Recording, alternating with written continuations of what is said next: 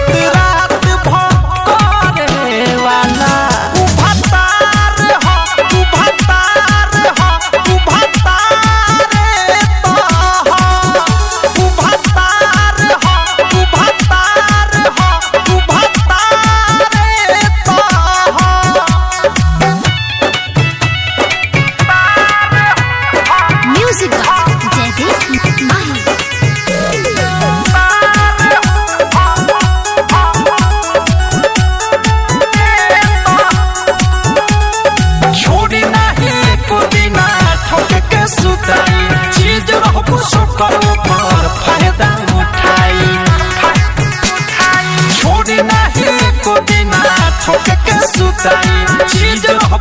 करो पर फायदा उठाई कि खूब अखड़ा में लड़े वाला जीभ ढोरी पर गड़े वाला